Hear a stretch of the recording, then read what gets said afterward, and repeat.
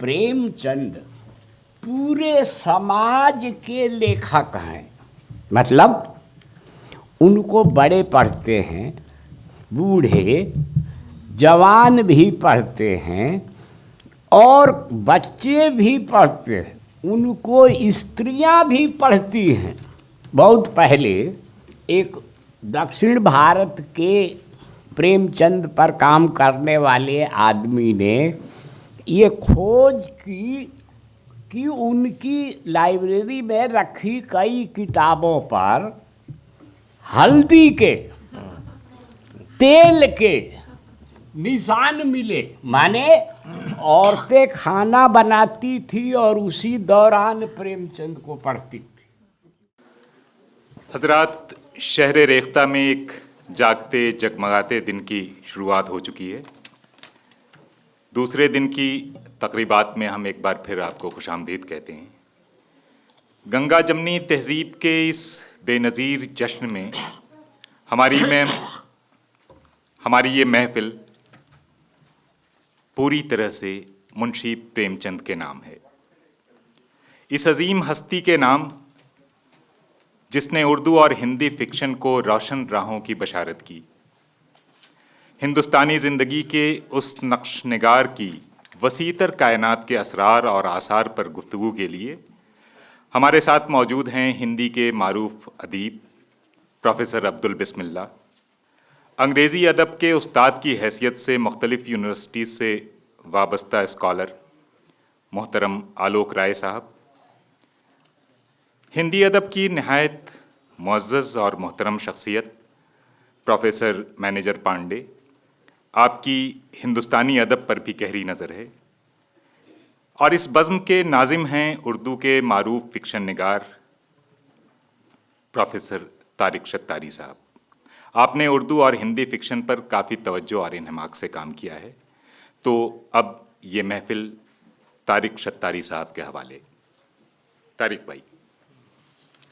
ख़वातीन व हज़रात, ये बहुत खुशी का मौका है कि प्रेमचंद के सिलसिले में हम लोग यहाँ गुफ्तगू कर रहे हैं। प्रेमचंद बिलाशुबा हिंदुस्तानी फ़िक्शन के सबसे पुराने, सबसे अजीम फ़नकार हैं। इससे पहले जो अदब लिखा जा रहा था उसका मिजाज वो नहीं था जो प्रेमचंद ने जिसकी बिना डाली। इससे पहले दरबारों, महफ़िलों, उमरा, अमीर, एक आला तबके के लोगों को मरकज़ में रख कर अफ़साने, नावल लिखे जा रहे थे। दास्तानों का रिवाज कम से कम होता जा रहा था। लेकिन प्रेमचंद ने जिस ज़माने में आँख खोली, वो ज़माना हिंदुस्तान के समाजी और सियासी मामले में इंतशार का ज़माना था। ज़ाहिर है कि एक हसास फ़नकार जब अपने क़ुर्ब जवार की ज़िंदगी देखता है तो उससे मुतासिर हुए बग़ैर नहीं रह सकता। प्रेमचंद ने अंग्रेज़ों के ज़माने में ज़मींदारों और आला तबके के ज़रिए किया जा रहा इस्तेहसाल बहुत करीब से महसूस किया। वो हसास फ़नकार थे। इसीलिए कहा जाता है और इस प्रोग्राम का उन्वान भी रखा गया है कि प्रेमचंद यकीनन हिंदुस्तानी ज़िंदगी के नक्श निगार थे। जब खिश्ते अव्वल यानी पहली ईंट जिस इमारत की प्रेमचंद जैसे बड़े फ़नकार और हसास इंसान के हाथों रखी गई हो, तो उर्दू और हिंदी फ़िक्शन की आलीशान और बुलंद इमारत तामीर होना ज़रूरी था, लाज़मी था। आज हम देखते हैं कि बहुत सारे मदारिज तय करने के बाद हिंदी और उर्दू अदब ऐसे मकाम पर पहुंचा है जिसने मुख्तलिफ़ तजर्बात किए, मुख्तलिफ़ तहरीकात आईं, प्रोग्रेसिव राइटर्स एसोसिएशन का क़याम हुआ। प्रेमचंद की ही सदारत में वो क़याम हुआ था। उसके बाद मॉडर्निज़म और फिर post modernism, absurdity, abstraction, symbols, इन सब चीज़ों का इस्तेमाल हुआ। लेकिन जब हम प्रेमचंद के अदब को देखते हैं तो हमें महसूस होता है कि वो सारे अनासिर प्रेमचंद के यहाँ किसी न किसी शक्ल में मौजूद थे। प्रेमचंद सिर्फ़ अपने ज़माने के फ़नकार नहीं थे, बल्कि उनका ज़माना आज तक, उनका अदब आज तक के ज़माने के लिए जवाज़ रखता है, रिलीवेंस है। हमारे लिए खुशी की बात यह है कि मैनेजर पांडे जैसे दानिश्वर और बड़े नक्काद, बड़े अदीब हिंदी के यहाँ मौजूद हैं। हम उनको खुशामदीद कहते हैं। आलोक राय साहब, ये आप सभी जानते हैं कि प्रेमचंद के पोते हैं, ग्रैंडसन हैं। जाहिर है कि हमें कहीं ना कहीं उनकी मौजूदगी प्रेमचंद से और करीब ले आती है, और प्रेमचंद को हम न सिर्फ सुनेंगे बल्कि आलोक राय साहब को देखकर महसूस भी करेंगे। अब्दुल बिस्मिल्लाह साहब हिंदी के बहुत बड़े फ़िक्शन निगार हैं। मुख्तलिफ़ इनामात उनको मिल चुके हैं और बहुत ही सच्ची ज़िंदगी, आवाम की ज़िंदगी जो यकीनन प्रेमचंद की रिवायत है, उस पर आपकी बड़ी गहरी नज़र है और बहुत दकीक नज़र से वो महसूस करके लिखते हैं। मेरी ख्वाहिश ये है कि प्रेमचंद के सिलसिले में उनकी शख्सियत और उनकी ज़िंदगी और अपने वालिद से आलोक राय साहब ने जो कुछ उनके बारे में बातें सुनी होंगी, उससे इस महफ़िल का आगाज़ किया जाए। इससे पहले कि प्रेमचंद के अदब पर और उनके फ़न पर बात हो, हम आलोक राय साहब से गुजारिश करते हैं कि थोड़ा सा कुछ ज़ाती जो अब तक हमें किताबों में मिला भी है या नहीं भी मिला है, उसका तज़करा करें, उससे आगाज़ करें। उनके अदब के बारे में क्या एहसासात थे, किस तरह से वो सोचते थे, सबसे ज़्यादा तरजीह वो अदब को देते थे, ज़िंदगी में दूसरे और क्या उनकी मसरूफ़ियात थीं, नौकरी और फिर अदब लिखना, फिर अदब के जो मौज़ूआत थे उनको कैसे इंतखाब करते थे, देहात से किस कदर उनको लगाव था, शहर की ज़िंदगी और देहात की ज़िंदगी में अगर वो फ़र्क महसूस करते थे तो क्या उनके रवैये थे, इस पर पहले गुफ्तगू हो जाए तो मैं समझता हूँ हमारे लिए बड़ी कारआमद होगी।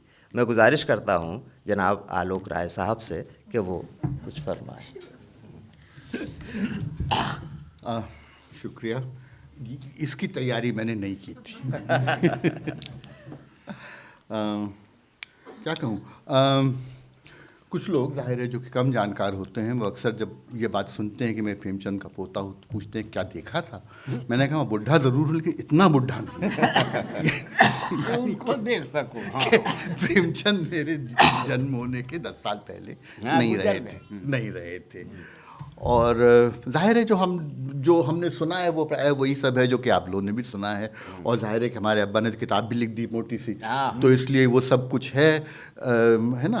मैं ये जानता हूँ कुछ किताबें अभी भी मौजूद हैं, क्योंकि वो मतलब सब कुछ तो बिखर गया, लेकिन फिर भी अभी प्रेमचंद की कुछ किताबें हैं।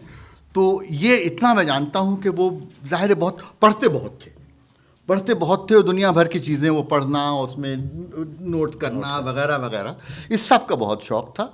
वैसे ज़ाहिर है मेरे पिता भी मेरे पिता की उम्र भी 15 थी जब पिता उनके नहीं रहे, यानी कि खासे छोटे थे जब पिता छोड़ के चले गए थे बम्बई अपनी किस्मत आजमाने, जैसे कि कई लोग जाते हैं, आज भी जाते हैं किस्मत आजमाने, और जो कई लोगों का अनुभव होता है वो उनका भी था, यानी कि किस्मत खुली तो नहीं, बीमार होके वहाँ से वापस आ गए, है ना। तो जाहिर है कि पर्सनल तो मैं बहुत कुछ नहीं कह सकता हूँ उनके बारे में, सिर्फ एक तरह ये कहिए कि एक चीज़ जो कि मैं वास्तव में समझता हूँ, मानता हूँ, वो एक तरह का एक ज़बान का तरीक़ा है, वो मैं मानता हूँ मुझे वसीयत में जो मिला है वो है, यानी कि हिंदी उर्दू से वाक़फ़ियत, उससे उसमें आसानी से घूम फिर सकना।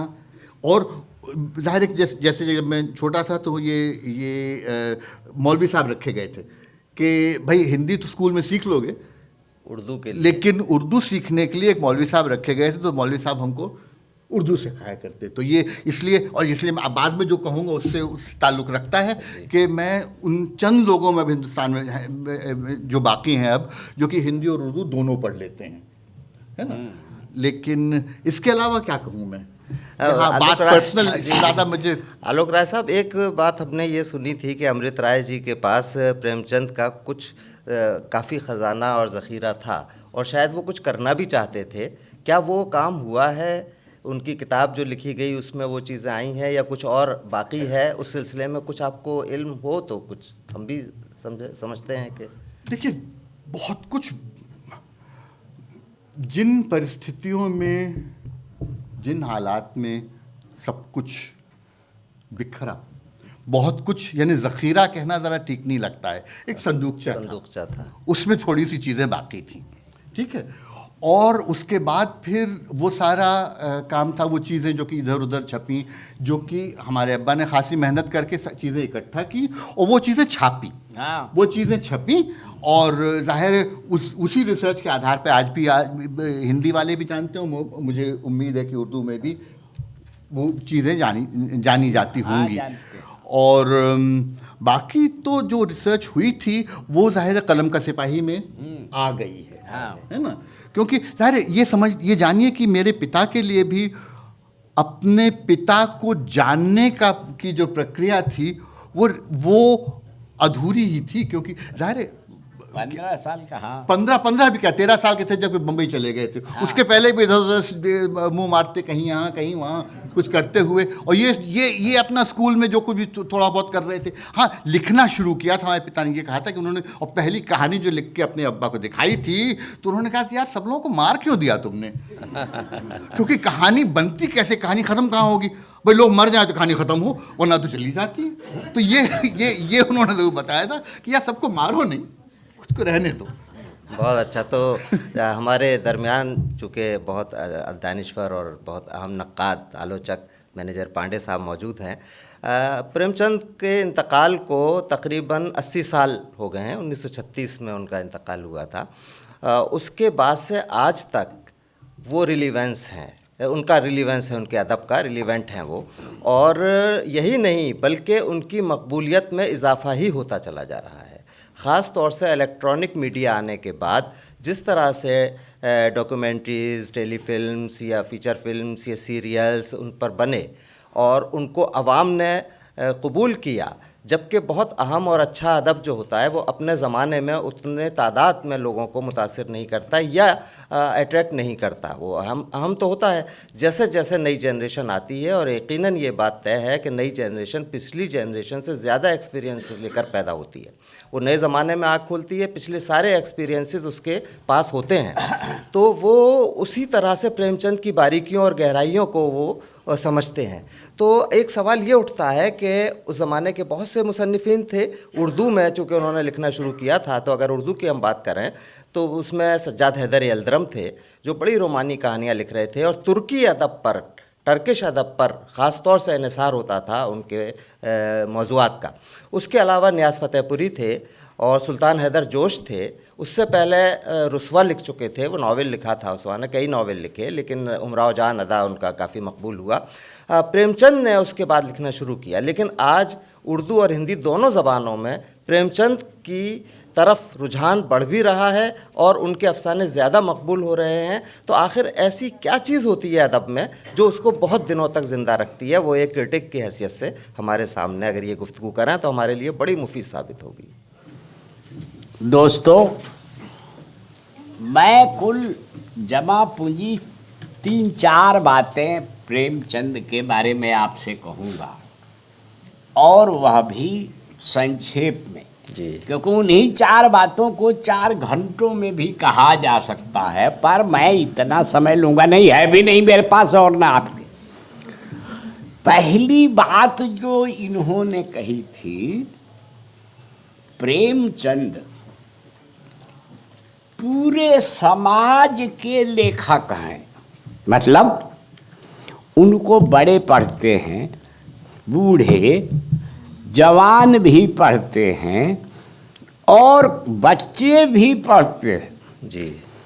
उनको स्त्रियां भी पढ़ती हैं।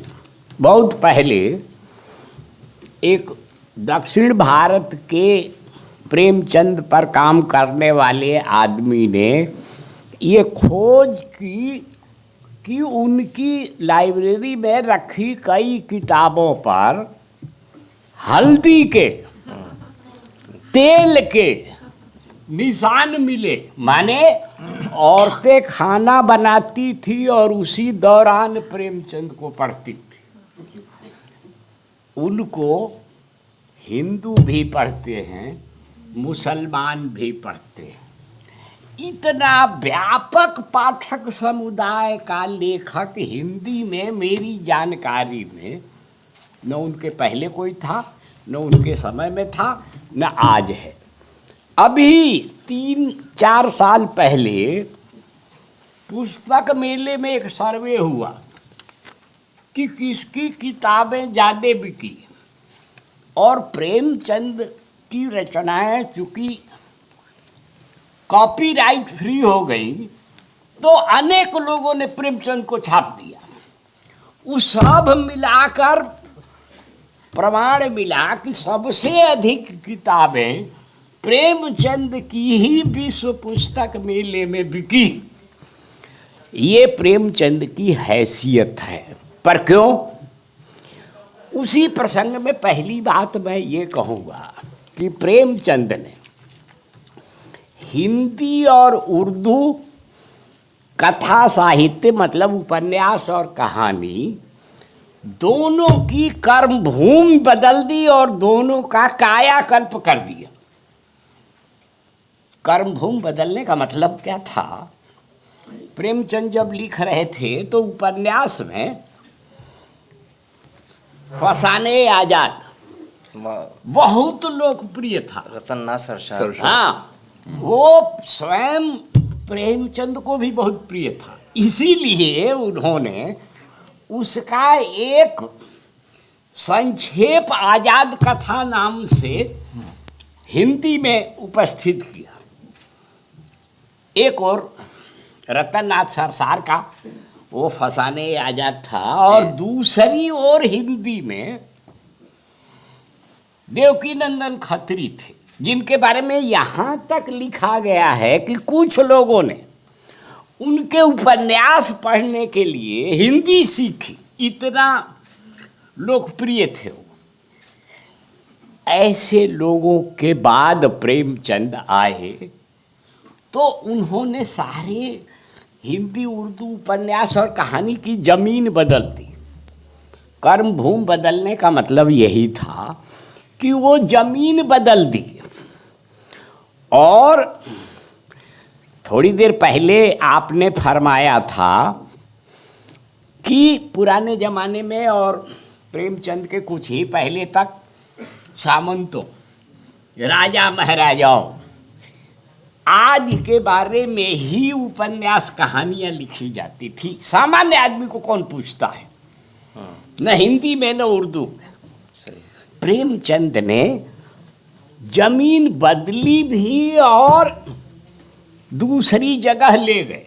आम आदमी की जिंदगी की दुश्वारियों को उन्होंने अपने कथा साहित्य का मतलब उपन्यास और कहानी का विषय बनाया और उनकी भाषा में लिखा। प्रेमचंद की भाषा ऐसी है कि 7वां दर्जा पढ़ा हुआ पुरुष या स्त्री कोई भी प्रेमचंद का उपन्यास और कहानी पढ़ के समझ सकता है। उसके लिए डिक्शनरी लेने या पेन बाम लगाने की जरूरत नहीं है। बहुत अच्छे मैनेजर पांडे साहब। हाँ जी, आप बताइए। अब मैं अपनी बात पूरी कर लूं। पूरी, बिल्कुल। तो इस भाषा से कायाकल्प किया। एक भाषा के बारे में और बात कह के आगे चलूंगा।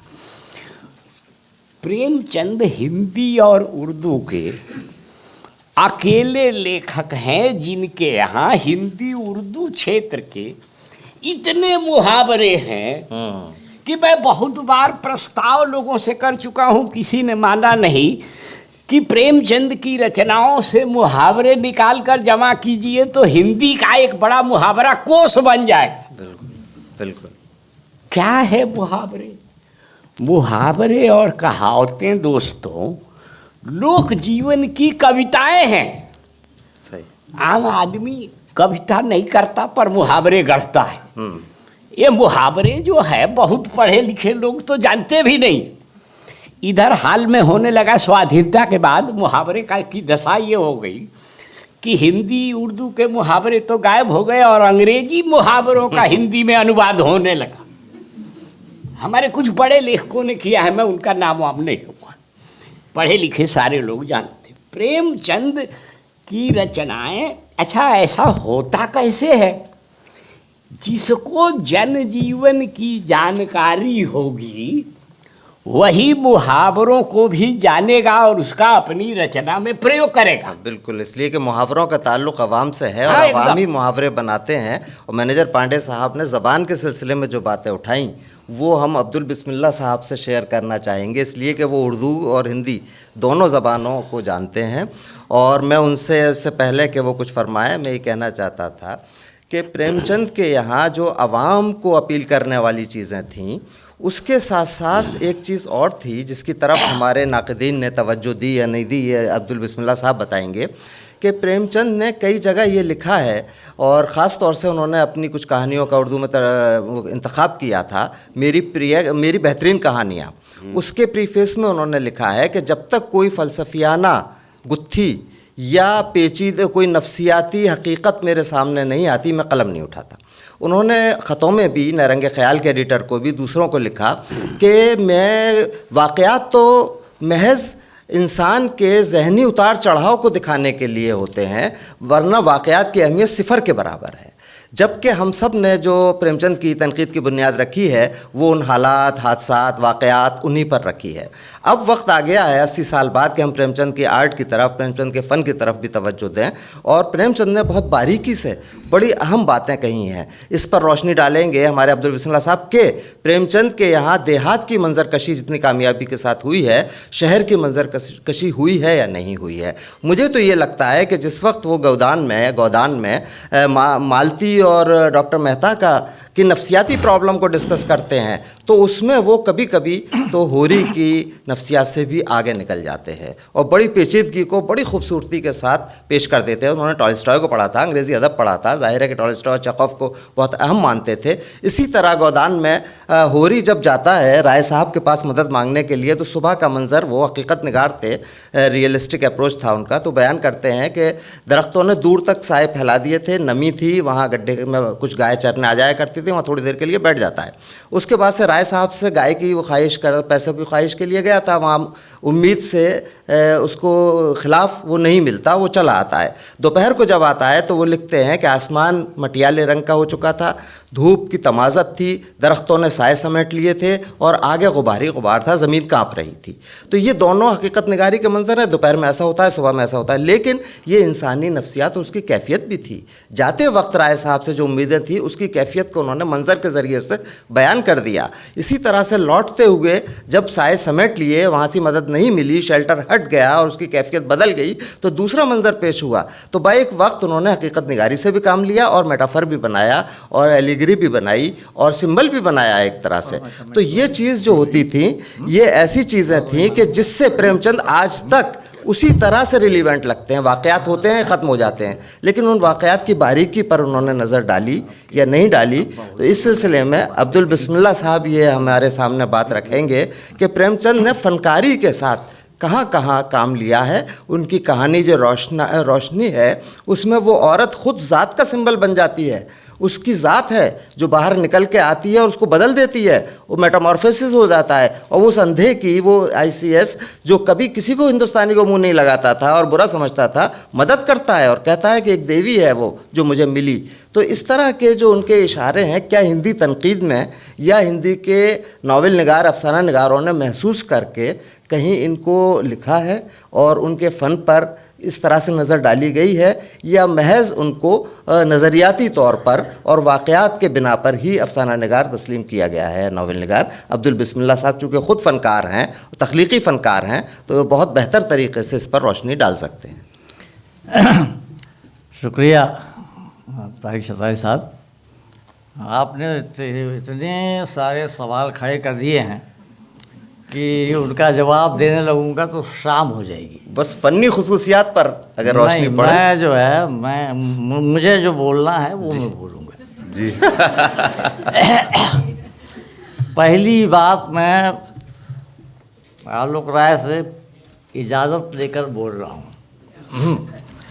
क्योंकि आलोक राय जी से प्रश्न ये पूछा गया था, सवाल ये किया गया था कि प्रेमचंद की जो ज़ाती ज़िंदगी थी उसके बारे में आप कुछ बताइए। बताइए। हाँ, अब मैं बताता हूँ साहब कि आप अलीगढ़ के हैं, तो अलीगढ़ में एक सज्जन हैं शैलेश जैदी। हाँ थे, थे, थे। है नहीं। तो प्रेमचंद पर उन्होंने एक किताब लिखी और उस किताब को जब पढ़ा लोगों ने तो उनकी पिटाई उटाई हो गई अलीगढ़ में। बनारस में भी पिट जाते, मैंने बचाया उनको। तो बहरहाल उस किताब में प्रेमचंद के बारे में तमाम तरह की बातें उन्होंने शैलेश जैदी ने लिखी हैं। एक बात जो लिखी है, हालांकि वो शायद सही है, कि आप सभी लोग जानते हैं जो प्रेमचंद के बारे में, कि प्रेमचंद की जो पहली शादी हुई थी वो पत्नी को उन्होंने छोड़ दिया था। फिर दूसरा विवाह किया शिवरानी देवी से। ज़्यादातर लोग, हाँ एक बात और बता दूँ, ज़्यादातर लोग ये सोचते होंगे कि शिवरानी देवी जो हैं इलाहाबाद की थी, क्योंकि उनके वालिद साहब जो हैं पिताजी उनके इलाहाबाद में नौकरी करते थे। लेकिन मैं इसलिए भी कह रहा हूँ कि मेरे ससुराल भी फतेहपुर में है, तो इसलिए शिवरानी देवी भी फतेहपुर ज़िले के एक गांव की थी। तो उसमें शिवरानी देवी ने एक किताब लिखी है, जानते हैं कि प्रेमचंद घर।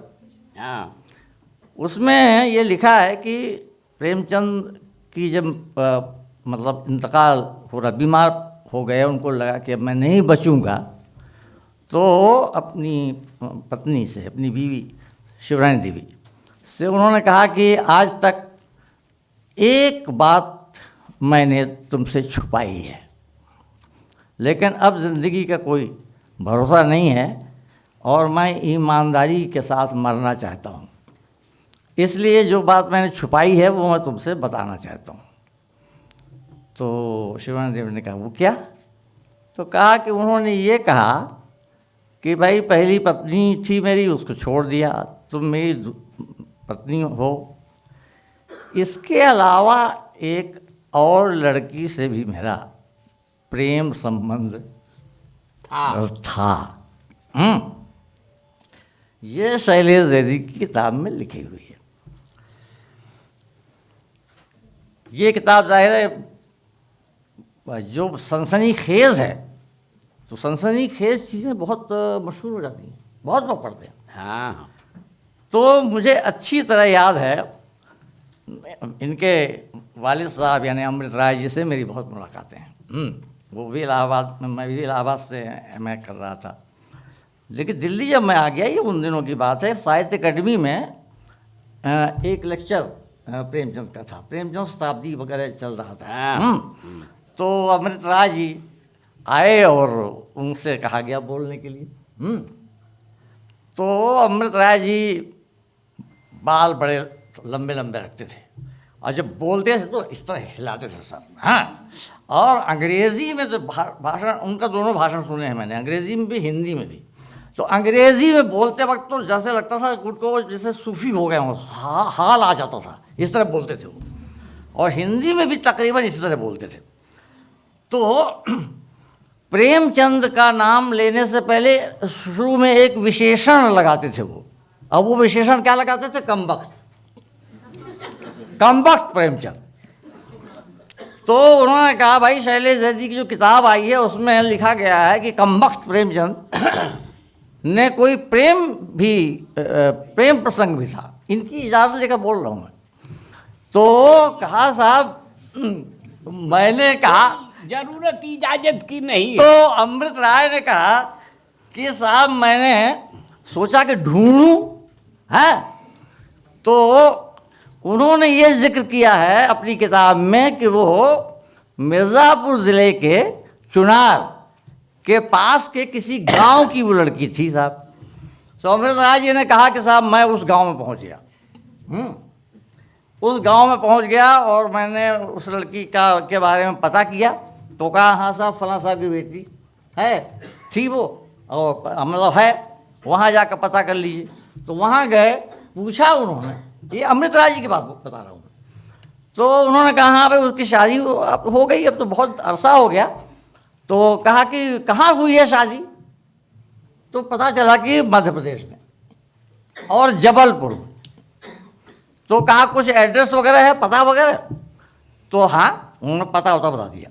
तो अमृत राय जी ने मतलब कहा, बोले अपने लेक्चर में, इतना प्रभावशाली भाषण था उनका, बहुत बढ़िया बोलते थे। तो कहा साहब टिकट कटाकर मैं जबलपुर चला गया, और उस मोहल्ले में पहुंच गया, फिर उस घर पर पहुंच गया मैं, और मैंने कुंडी खटखटाई। तो कहा इस बीच में कई 2-3 सवाल मेरे दिमाग में थे कि मेरे पिताजी जो प्रेमचंद थे, उनसे कैसे संपर्क हुआ आपका, क्या किस तरह के संबंध थे, कैसे मिलते जुलते थे। कहा इस तरह का कुछ सवाल थे जो मैं पूछना चाहता था। कहा लेकिन जब मैंने कुंडी खटखटाई तो दरवाज़ा खुला, और जो एक औरत बाहर निकली, उसके मुंह में एक भी दांत नहीं था। तो कहा साहब मेरे होश फाख्ता हो गए, एक भी सवाल करने की मेरी हिम्मत नहीं हुई। और उन्होंने पूछा कि बेटा कैसे आए हो? तो उन्होंने कहा कुछ नहीं माता जी, बस आपका दर्शन करने आए हो, इतना करके हाथ जोड़कर उल्टे पांव लौट गए। वाह, ये देखिए, ये थे प्रेमचंद जी, जिनका इतनी खूबसूरती से उस वाक़े के हवाले से अब्दुल बिस्मिल्लाह साहब ने तज़किरा किया, जिससे इंसानियत, बूढ़े, बच्चे और पसमानदा तबके से होती अच्छा, थी। आप सुनिए, आलोक राय जी ने, अभी बंद नहीं हुआ मेरे पास अभी बहुत बोलूँगा मैं। नहीं, फिर इन्होंने एक संदूकचा का जिक्र किया है, आलोक राय जी ने। मैं उस संदूकचे की भी कहानी सुना रहा हूँ। ये एक संदूकचा शायद अमृता जी के पास होगा। एक संदूकचा तो एक ऐसे आदमी के पास जिसका प्रेमचंद से कोई लेना देना ही नहीं था। बनारस में कोई एक कनौड़िया साहब थे, उनके पास एक संदूकचा था, संदूक, जिसमें प्रेमचंद के कपड़े, उनका चश्मा, उनका कलम, उनकी चप्पल टूटी हुई, इस तरह की चीज़ें, और कुछ डायरियाँ। और उन डायरियों को देखने से लगा कि वो कोई भी नॉवेल लिखते थे तो उसका पहले बनाते थे ब्यौरा, और वो अंग्रेज़ी में बनाते थे। बहुत लोग अंग्रेज़ी में अंग्रेजी। और वहीं उसमें एक गोदान की पांडुलिपि भी थी। तो जब प्रेमचंद जयंती का मौका होता था तो वो संदूकचा खुलता था, हैं, और वहाँ एक छोटा सा हॉल था, उसमें वो लगाया जाता था। लोग देखते थे, और कनौड़िया साहब जो है कहते थे छूना मत कोई चीज़। और जैसे ही 5 बजते थे वो सब उठाते थे और संदूकचे में बंद करके अपने घर ले जाते थे। अब वो संदूकचा कहाँ है मुझे नहीं पता, हाँ, आप पता कीजिए। अब आलोक जी शायद इसके बारे में कुछ मौका मिले तो बताएंगे। बिल्कुल। अच्छा जी, अब देखिए, ऐसा ही चलेगा। इसका जवाब ले लें, उसके बाद गुफ्तगू होती रहेगी। इसका जवाब आलोक जी दे रहे हैं कि वो कहाँ है। आपका जो सवाल था, हाँ, वो आलोक जी बता रहे हैं। वैसे जवाब है मेरे पास, वो वर्धा में है। अबे जवाब भी है, वर्धा में है। वर्धा में है। हाँ, अच्छा। वीएन राय तो चलिए अब जरा सा रुख इस बहस का बदलते हैं और अब्दुल बिस्मिल्लाह साहब से ही अभी गुफ्तगू और करेंगे, पूछेंगे। मैं सिर्फ ये कहना चाहता था कि ज़ाती ज़िंदगी के बारे में बहुत कुछ हम लोगों को और आप सबको पता चला इस डिस्कशन से, और इससे पहले भी बहुत सी बातें मालूम ही होंगी। लेकिन ये कि ज़रा सा मेरा जहन एक तरफ जाता है, और मैं सुबह आलोक जी से भी बात कर रहा था कि प्रेमचंद अपने आर्ट पर, अभी मैंने थोड़ी देर पहले भी ये कहा था, आप सभी लोग, तीनों लोग, हमारे मैनेजर पांडे साहब भी बैठे हैं, सब लोग बताएंगे कि जब मैं उन्होंने बेल्जियम का माटरलिंक नाम का एक राइटर था, उसके एक ड्रामे का ट्रांसलेशन किया था प्रेमचंद ने। उसका नाम था उर्दू में शबे तार, और वो छपा था, ज़माना में छपा था। वो मकबूल नहीं हुआ, उसको मोहम्मल यानी एब्सर्ड बताया लोगों ने। प्रेमचंद को वो बात अच्छी नहीं लगी। प्रेमचंद ने फिर एक मजमून छोटा सा लिखा 2.5-3 पेज का, कुछ शबे तार के बारे में, उस मजमून का टाइटल था। उसमें उन्होंने लिखा कि साहब मुझे हैरत ये है कि हिंदुस्तान जैसा मुल्क जहाँ रूहानियत है, जहाँ माइथोलॉजी है इतनी पावरफुल, वहाँ इसको लोग मुहम्मल बता रहे हैं और अवाम इसको अगर नहीं समझे तो कोई बात नहीं, लेकिन मुदीरान और रसाले के जो एडिटर्स हैं वो भी नहीं समझे। आखिर ऐसी क्या बात है? नक्काद उस ज़माने में होता नहीं था, यही लोग तय करते थे। तो और फिर उन्होंने उसकी तशरीह की और उसमें बताया कि देखिए इसमें जो 6 अंधे हैं, 3 हमारी ज़ात हैं और 3 शख्सियतें हैं और वो अच्छी हैं, 3 बुरी हैं। इसमें जो औरतें हैं वो उनको समझ लीजिए कि कैफियत हैं, जज्बात हैं हमारे। इसमें जो जंगल है वो ये ज़िंदगी, ये दुनिया है, और समंदर जो है वो ज़िंदगी से जंगल मिल रहा है, समंदर मिल रहा है। जब वो इतनी बातें कर रहे हैं और ख़ुद उसको अफसोस कर रहे हैं कि इसको समझा नहीं, तो जो शख्स एब्सर्ड आर्ट को, जो शख्स सिंबॉलिक चीज़ों को, जो शख्स एब्स्ट्रैक्शन को ये मानी पहना रहा हो और शिकायत कर रहा हो, क्या वो अपने यहाँ आर्ट नहीं लाएगा?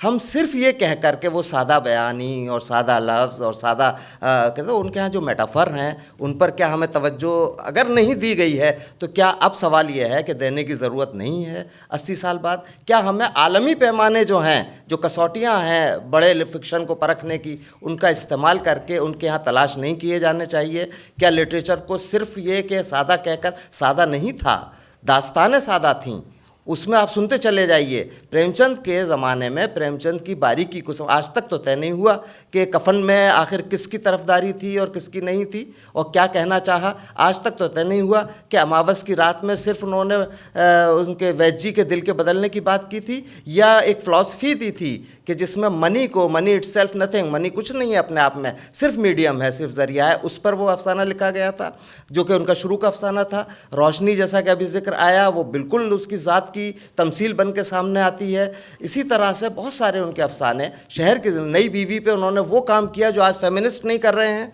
तो क्या इस पॉइंट ऑफ व्यू से अगर हम प्रेमचंद को नहीं परखेंगे, मैं तो अपनी ज़ाती राय मेरी ये है कि प्रोग्रेसिव जो तनकीद आई, जो क्रिटिसिज्म आई, उसने चूँकि अपने नुक्ते नज़र से देखा और बाद वालों ने तवज्जो नहीं दी। प्रेमचंद के साथ नाइंसाफ़ी भी हुई, मॉडर्निज़म में प्रेमचंद को तवज्जो नहीं दी गई थी, जबकि प्रेमचंद इतने मॉडर्न है कि मॉडर्निस्ट ख़त्म हो गए और प्रेमचंद ज़िंदा है। इस पर तीनों लोगों की राय होगी अलग अलग और तीनों लोगों से एक ही सवाल है और थोड़ी थोड़ी गुफ्तगू करें और पॉइंटेड करें और इसी बात पर जोर दें, तो शायद आगे वाली नस्ल कुछ लिखने के लिए इंस्पायर हो, कुछ सोचने के लिए इंस्पायर हो। मैं ही आपसे जहाँ से चाहें आप शुरू करें। मैं ही शुरू कर रहा हूँ। जी जी जी। प्रेमचंद की कला के बारे में, फन के जी बारे में, जी जी। इसमें 2 बातें मैं कहना चाहता हूँ। पहली बात ये है कि चूँकि सब लोग ये जानते हैं, आलोक समेत हम लोग भी और आप में से बहुत लोग, कि प्रेमचंद पढ़ते बहुत थे, संसार भर के साहित्य और दर्शन और क्या क्या।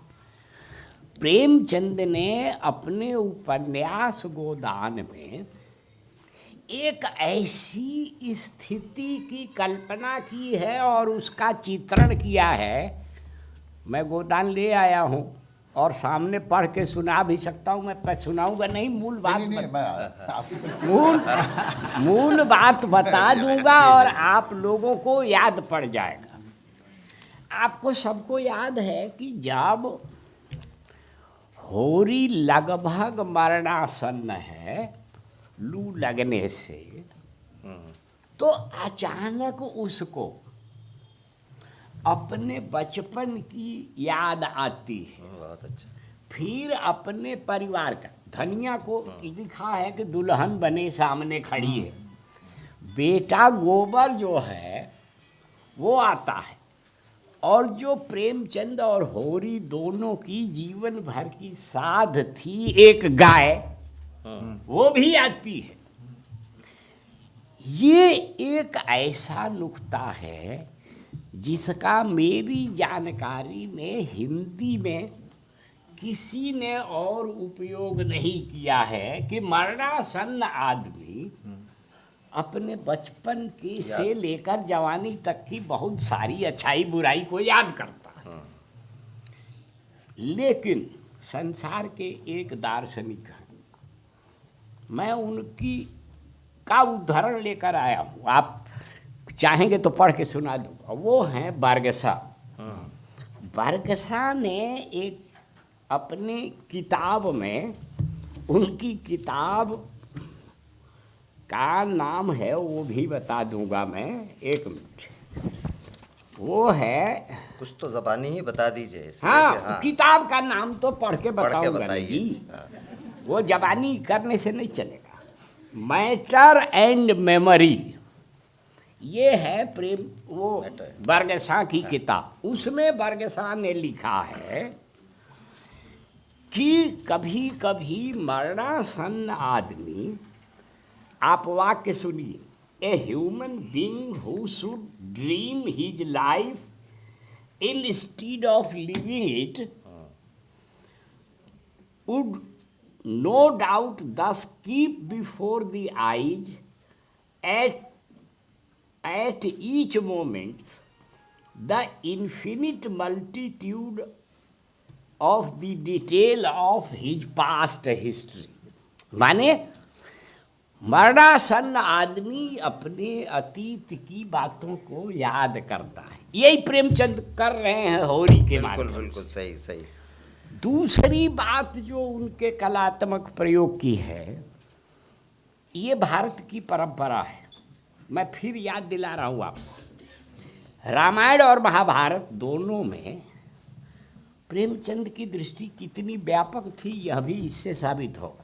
रामायण और महाभारत दोनों में एक बात है, जो नाम है महाभारत और रामायण में, तो जो जिस पक्ष से व्यास और वाल्मीकि की सहानुभूति, उस पक्ष के सारे नाम अर्थ और ध्वनि की दृष्टि से सुंदर है। राम है, दशरथ हैं, लक्ष्मण है, सीता है। और दूसरा पक्ष जो है रावण है, बोलने में ही मुंह खुल जाता है रावण। उसके बाद उसका एक भाई है, उसका नाम कुंभकर्ण है, कि ऐसा किसी का होता नहीं है कि कुंभ की तरह कान हो। तीसरा है बेटा उसका, वो मेघनाद है। उसकी एक पत्नी है, उसका नाम मंदोदरी है। माने मंद हो उदर जिसका, माने मंदोदरी का पेट जीवन भर खराब रहा होगा। ये नाम है। यही हाल महाभारत में है। एक ओर अर्जुन हैं, युधिष्ठिर हैं, भीम हैं, नकुल हैं, सहदेव हैं, और दूसरी ओर दुर्योधन, शुरू ही होता दुशासन। प्रेमचंद नामों के मनोविज्ञान और समाज शास्त्र को जानते थे। इसीलिए गरीब, प्रेमचंद की एक कहानी है बलिदान, उसके शुरू में ही उन्होंने लिखा है कि आदमी की आर्थिक हैसियत से उसका नाम प्रभावित होता है। माने हरख चंद एक था कुर्मी, गरीब हो गया तो उसका नाम हरखू हो गया। बुद्ध एक था, उसका नाम बुद्धू हो गया। ये बात प्रेमचंद हिंदी की लेखकों में बिल्कुल ये बात सही है कि मैनेजर पांडे साहब ने जो कहा, नेमिंग के सिलसिले में प्रेमचंद बहुत कॉन्शियस था, हाँ, बहुत ज़्यादा अहम था, और उसके कई मानी निकलते थे। हाँ, एकदम। अच्छा, आलोक राय साहब से मैं एक बात जहन में आई कि हम उर्दू में भी लिखा प्रेमचंद ने, हिंदी में भी लिखा, और दोनों के स्क्रिप्ट में थोड़ा थोड़ा फ़र्क मिलता है। यहाँ पे मैनेजर पांडे साहब भी हैं, अब्दुल बिस्मिल्लाह साहब भी हैं। तो आखिर अब ये तलाश करना चाहिए, या ये पहले से अगर सोचा हुआ है, तो आलोक राय साहब बताएंगे कि ऐसी क्या वजह है। जैसे गौदान है, तो एक तो नाम ही गौदान कर दिया, वहाँ गोदान है, जबकि दोनों ज़बानों में चल सकते थे। ये दूसरी बात उसमें मैंने महसूस किया कि जहाँ पे उर्दू में उन्होंने झोंपड़ी लिखा है, हिंदी में मढ़ैया लिखा है। इसके अलावा भी वाक़यात भी, तब्दीली भी, इख्तिताम भी, जहाँ एंड होता है वो तब्दील है। और ज़ाहिर है ऑडियंस अलग अलग हो सकती है, लेकिन तफसील से राय इस सिलसिले में आलोक राय साहब ने कुछ सोचा है होगा, और वो बताएंगे। ठीक, चलिए कुछ ज़रा बहस को वापस लाएं। जी जी। ठीक है। पहले तो ये कि जो आपने इजाज़त वाली बात कही तो मैं बता दूं कुछ, कि कुछ साल पहले एक ऐसे ही मौके पे एक साहब ने हमसे कहा था, ये बताया कि प्रेमचंद की प्रेमिका थी और ये वो, और आपको सुन के कैसा लगा? मैंने कहा बहुत खुशी हुई हमको। अगर कहीं कुछ चाचा बुआ हमारे पड़े हो तो हमको उनकी भी खबर दे दीजिए आप, है ना। इसमें तो मुझे कोई तकलीफ नहीं है ना। और जहाँ तक पांडुलिपि की बात है, गोदान की पांडुलिपि बनारस में BHU का जो म्यूजियम है उसमें है, उसमें मौजूद है ना, कहीं और नहीं। इसमें कोई रहस्य नहीं। और जो डायरी वायरी थोड़ी बहुत सी है, और कुछ जो थी वो एक ये दिल्ली का सो कॉल्ड एकेडमिक है, वो कमल किशोर गोविंद नाम नहीं ले रहे थे हम, वो आया उड़ा के ले गया, है ना। लेकिन छोड़िए, वो कहानी अलग है, उसके बारे में क्या बात करेंगे, ये सब ठीक है, छोटी बातें आई गई, है ना। जल्दी से कुछ बातें कहूँगा मैं। एक तो आपने बात कही मकबूलियत की, ठीक है। और ये यहाँ आने के पहले मैं भी सोचा था कि ये मैं भी तंग आ गया हूँ प्रेमचंद को लेके, जो कसीदे कसे जाते हैं ना, कोई ज़रूरत नहीं उसकी अब, है ना। बहुत हो गया, प्रेमचंद महान है, बहुत हैं, ऐसे वैसे हैं। सवाल ये है कि ये जो मकबूलियत जिस चीज़ को आप कहते हैं, इसके मानी क्या होते हैं? बिल्कुल, है ना। या तो आप गोल गोल घूमते रहें क्योंकि मकबूल हैं, क्योंकि वो ग्रेट है, क्योंकि ग्रेट हैं, यानी कि इंडिविजुअल एक्सप्लेनेशन उस ग्रेटनेस का जो फिनोमिनन है, जो चीज़ है, उसका या तो आप इंडिविजुअल, ये मेरे अब्बा के बोलने के तरीके के बारे में बताया था ना, कि हाथ पांव हिलते रहते हैं, मेरे भी हिलते हैं, ठीक है। तो यानी कि या तो इस मकबूलियत की आप इंडिविजुअल एक्सप्लेनेशन लेंगे, ठीक है, जिससे एक बात आगे बढ़ती नहीं है, गोल गोल घूमते रहते हैं, ग्रेट है क्योंकि ग्रेट है, क्योंकि ग्रेट है। या फिर उसको सोशल समझिए, यानी कि कोई चीज़, अगर किसी चीज़ को अगर मान मिलता है तो जिसको मान मिलता उसके बारे में सोच सकते हैं, या जो मान देता उसके बारे में सोच सकते हैं। यानी कि जो एकेडमिक सवाल उठता है वो ऑडियंस को लेके उठता है, समझ रहे हैं, कि कौन सी चीज़ मान पाती है किसी खास संदर्भ में, किसी खास कॉन्टेक्स्ट में, ये सोचने की बात है, ठीक है। और बार बार इसलिए प्रशंसा करने से बात आगे नहीं बढ़ती है। आपने जो बात कही उसके बारे में बात करता हूँ, क्योंकि जो प्रेमचंद को जो मकबूलियत मिली वो दो तरह की है। यानी कि हर आदमी जानता है फिर कि प्रेमचंद उर्दू लिखते थे, उर्दू फारसी में तालीम मिली थी, उसके बाद फिर हिंदी लिखने लगे। और अमूमन जब इसके बारे में बात कही जाती है तो लोग यही कहते हैं कि हिंदी में इसलिए क्या, क्योंकि हिंदी का पाठक वर्ग बढ़ रहा था, हिंदी की रीडरशिप बढ़ रही थी, उर्दू में कम लोग थे।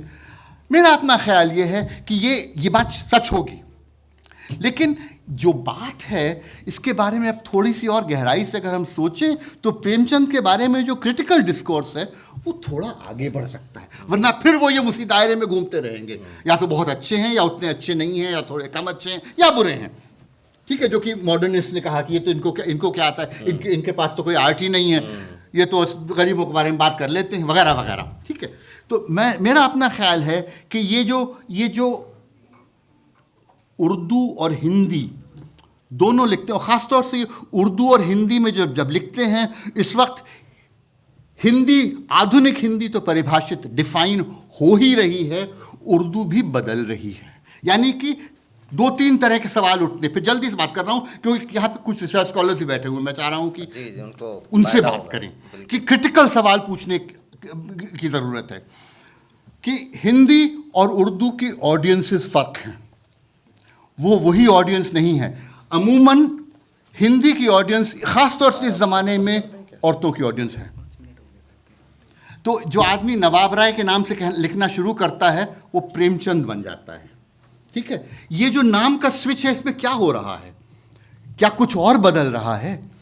तो ये कि ऑडियंसेस का कैरेक्टर फ़र्क है, और ऑडियंस का कैरेक्टर फ़र्क होने के साथ साथ और भी फ़र्क है। वो ये कि उर्दू ख़ास तौर से 19th century last decade, 20th century first decade, Urdu का ट्रेडिशन बेहद डेवलप्ड ट्रेडिशन है, भारी ट्रेडिशन है।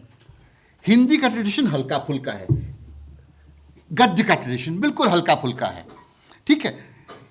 जाहिर है कि जो आदमी हिंदी और उर्दू दोनों जानता है, जो कि हिंदी छपता अधिकतर हिंदी में, लिखता फिर भी उर्दू में है, ठीक है, उसमें दोनों धाराएं चल रही हैं। इन दोनों धाराओं का क्या असर है, कहाँ कौन सी चीज़ पहचानी जाती है, इसके बारे में सोचने के लिए एक तो ज़बान के स्तर पे सोचते हैं आप, है ना, लेकिन ज़बान के स्तर पे सोचने के साथ साथ हर आदमी ये जानता है कि प्रेमचंद का उर्दू टेक्स्ट और प्रेमचंद के हिंदी टेक्स्ट एक नहीं है। गोदान अकेली चीज़ है जो कि शायद सिर्फ हिंदी में है, ठीक है। दोनों टेक्स्ट अलग हैं और दोनों टेक्स्ट एक नहीं है। जैसा कि आपने कहा, राय साहब ने कहा कि उर्दू का टेक्स्ट उर्दू की ऑडियंस को मद्देनजर रखते हुए कुछ कहता है, कुछ समझाने की ज़रूरत है, कुछ समझाने की ज़रूरत नहीं है। हिंदी का टेक्स्ट दूसरी ऑडियंस के लिए, नाम तो बदलते हैं ही, लेकिन नाम के साथ साथ टेक्सचुअल वेरिएशंस, यानी कि मसलन वाजिद अली शाह का लखनऊ, उसका वर्णन उर्दू वालों के लिए किया जाएगा तो एक तरह से होगा, शतरंज के खिलाड़ी में। उर्दू वालों के लिए उसका डिस्क्रिप्शन एक तरह का है। हिंदी वाले तो पहले से ही जानते हैं कि उर्दू वाले जो हैं वो तो बच्चलन होते ही हैं, है ना, इसलिए उनके लिए उसका डिस्क्रिप्शन दूसरी तरह का होगा। ये एक रिसर्च अपॉर्चुनिटी है जो कि रखी हुई है वहां पे। दर्जनों पीएचडी हो सकती है, सिर्फ उर्दू टेक्स्ट और हिंदी टेक्स्ट साथ रखिए और ज़रा साथ साथ पढ़ना सीखिए। अगर साथ साथ पढ़ सकते हैं तो तमाम चीज़ें उस वक्त के बारे में, उस पर लिखा उस राइटर के बारे में खुलेंगी। लेकिन ये करने वाला, ये मैं कई दिनों से कह रहा हूँ, ये कई ऑडियंस में मैंने ये कहा है कि यार हिंदी जानते हो तो उर्दू सीखो, उर्दू जानते हो तो हिंदी सीखो और लेके बैठ जाओ। बिल्कुल ये काम होना चाहिए। और बहुत ही अहम नुक्ता आज हमारे सामने आलोक राय साहब के वसीले से आया प्रेमचंद के सिलसिले में, कि ये होता है कि जो तख्लीक़कार क्रिएटिव राइटर होता है वो ये जानता है कि मैं क्रिएट तो कर ही रहा हूँ, लेकिन मेरी ऑडियंस, मेरा पाठक, मेरा रीडर भी इसको क्रिएट करेगा और वो भी बराबर का क्रिएटिव प्रोसेस में शामिल होता है। तो प्रेमचंद ये जानते थे, इसीलिए ऑडियंस को जहन में रखे बगैर वो एक लफ्ज़ भी नहीं लिखना चाहते थे। और अब ये है कि चूँकि वक्त अब हो रहा है और अभी बातें कुछ अब्दुल बिस्मिल्लाह साहब भी करेंगे।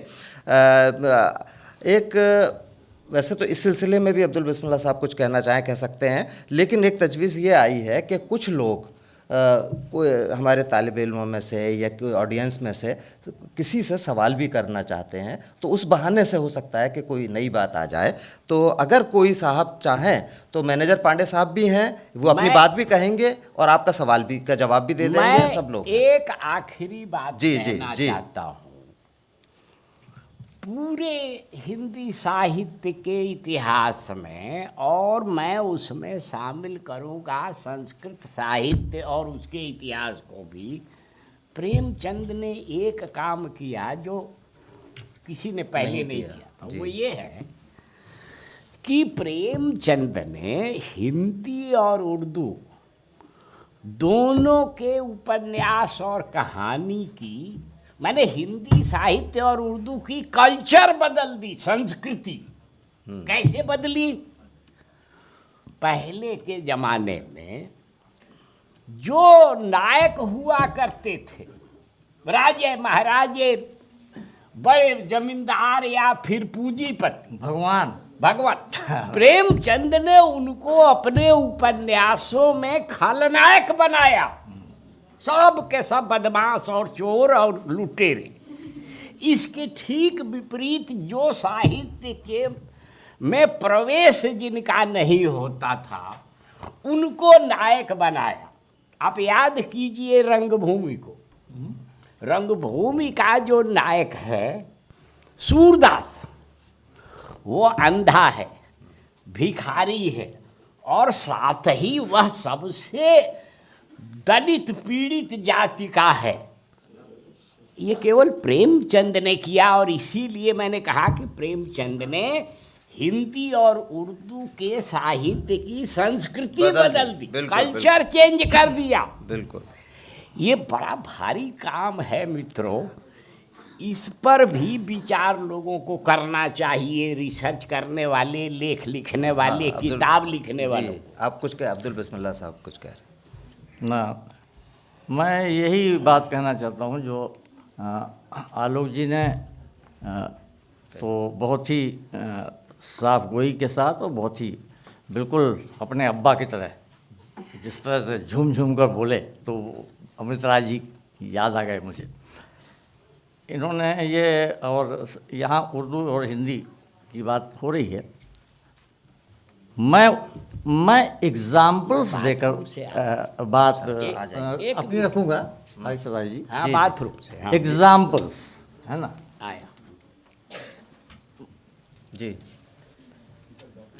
कि क्या बदला और क्यों बदला, हिंदी और उर्दू अलग अलग क्यों है। क्यों है?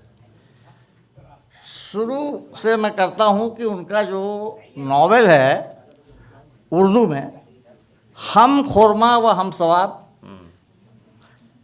पता नहीं इस कहानी में प्रेमचंद को कितनी दिलचस्पी थी कि इस एक कहानी पर 4 नावल लिखे हैं उन्होंने, 2 हिंदी में और 2 उर्दू में।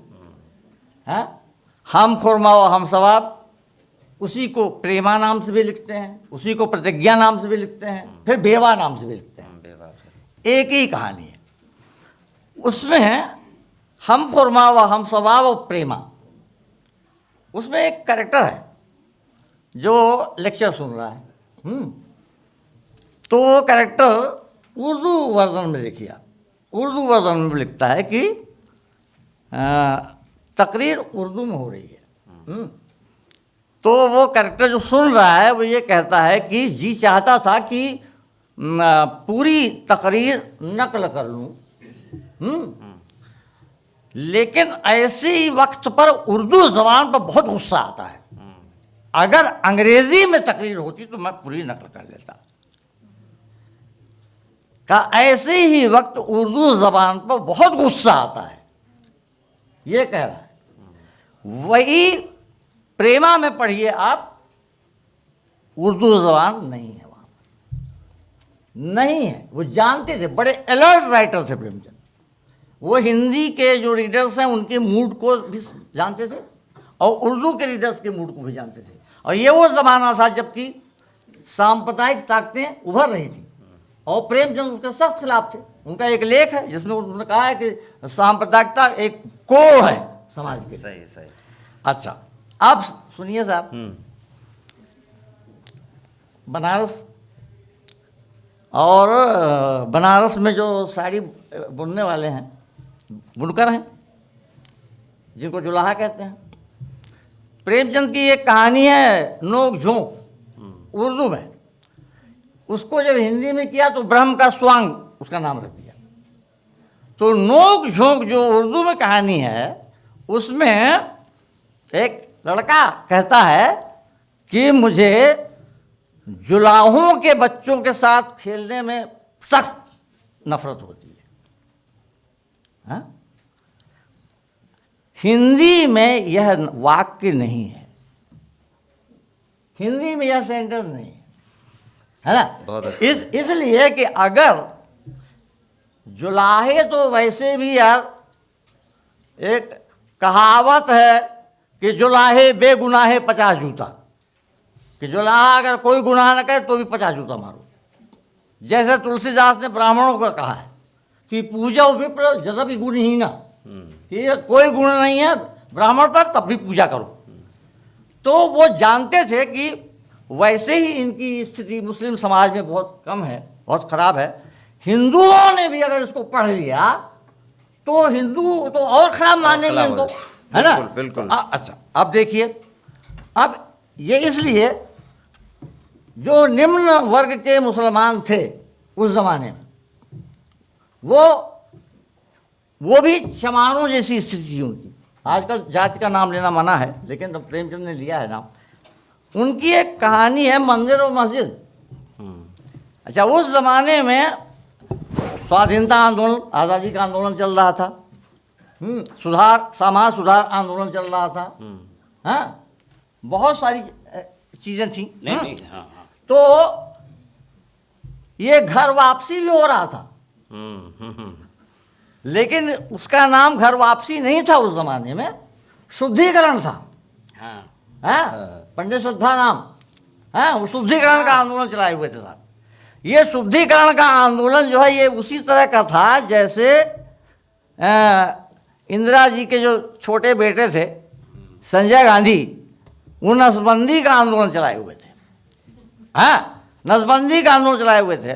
और साहब खास तौर से सरकारी नौकरी पेशा लोगों से कहते थे कि या तो खुद नसबंदी कराओ और नहीं तो 2 लोगों की नसबंदी करा के सर्टिफिकेट दो, तनख्वाह रोक दी गई थी। जी। तो बूढ़ों और बच्चों तक की नसबंदी करा दी गई।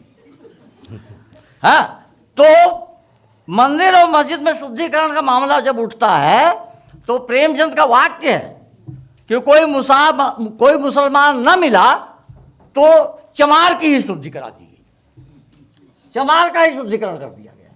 यानी मुसलमान और चमार बराबर हैं, आप देखिए। हाँ, ये स्थिति थी। और सुन लीजिएगा, उनकी एक कहानी है मृतक भोज, हिंदी में। उर्दू में उसका नाम है ज़ाज़राह। उसमें एक सेठ झाबरमल है, उनके किराए के घर में एक औरत रहती है सुशीला नाम की। तो वो किराया मांगने जाते हैं, सेठ झाबरमल किराया मांगने जाते हैं। तो वो बेचारी गरीब है औरत, कभी कभी कह देती है कि साहब हमारे पास अभी नहीं है। तो कई बार जब मना करती है तो सेठ झाबरमल उर्दू में कहते हैं, उर्दू वाली कहें ज़ाज़राह में, कि कोई मुसलमान होता तो महीने के महीने दे देती। लेकिन जब हिंदी में लिखा उसी कहानी को मृतक भोज नाम से, तो मुसलमान हटा दिया, कहा कोई और होता तो महीने के महीने दे देती।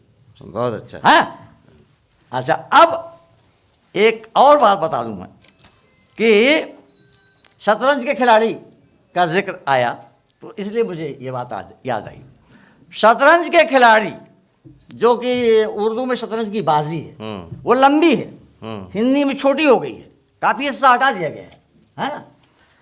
उसमें साहब शाम का वक्त है, मस्जिद है जो लगभग खंडहर हो चुकी है, तो उसके अंदर चमगादड़ है। तो हिंदी में है कि शाम होती है जब, तो मस्जिद में चमगादड़ चीख रहे हैं। और उर्दू में क्या लिखा है? चमगादड़ अजान दे रहे हैं,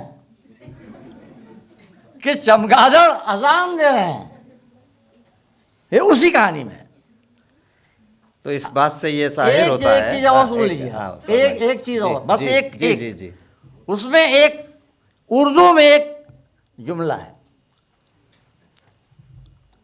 कि वो जो 2 लोग लड़ रहे हैं ना आपस में, नवाब, तो कहते हैं इनमें कौमी दिलेरी अनका हो गई थी। कौमी दिलेरी अनका हो गई थी। अब जब हिंदी में करेंगे इसको, तो प्रेमचंद क्या करते बेचारे? हाँ, हालांकि उनका तो जानते ही है, जो लोग नहीं जानते होंगे उनके लिए बता दूं कि एक ये काल्पनिक चिड़िया है, इसको किसी ने नहीं देखा। और ये कहा जाता है कि अगर इसको किसी ने देख लिया तो वो बादशाह हो जाएगा, उनका को। तो उनका यानी जो दिखाई ही नहीं पड़ती, तो कौमी दिलेरी अनका हो गई थी। प्रेमचंद चाहते तो लिख देते कि कौमी दिलेरी गूलर का फूल हो गई थी, लेकिन गूलर का फूल नवाबी तहजीब में फिट नहीं बैठता था, इसलिए इस सेंटेंस को ही हटा दिया गया। तो इस तरह से इतने अलर्ट राइटर हैं प्रेमचंद कि उर्दू में और हिंदी में जब वो लिखते हैं अलग अलग, तो बदल देते हैं। ये बड़ी अच्छी, बहुत अच्छी गुफ्तगू अब्दुल बिस्मिल्लाह साहब ने की। और प्रेमचंद पर तो अगर पूरे दिन भी गुफ्तगू की जाए तो शायद वक्त कम पड़ जाए।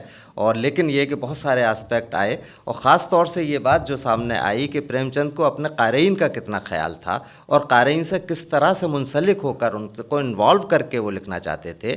बल्कि जितना प्यार उनको अपने किरदारों से था, उतना ही प्यार अपने क़ारीन से था। इसीलिए वो बदल देते थे कि किसी की दिलशकनी ना हो या एक दूसरे का ख़राब इंप्रेशन ना पड़े, इस कारी का उस पर ना पड़े। तो ये बहुत ही समझदार और वाकई मतलब इंसानियत जिसके अंदर हो वही ये कर सकता है। अब चूँकि थोड़ा सा ये 2-4 मिनट का वक्त है, अगर ऑडियंस में से कोई सवाल करना चाहे तो कर सकते हैं। और अगर आप पूछिए आइए।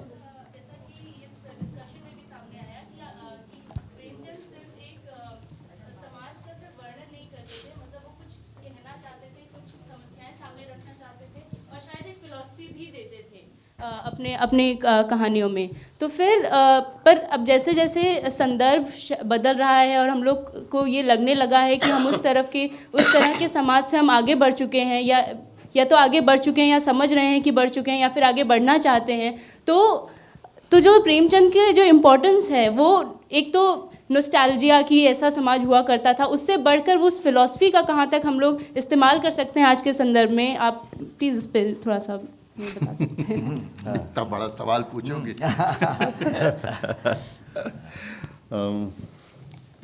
देखो, एक तो दो बातें झट से कह दें।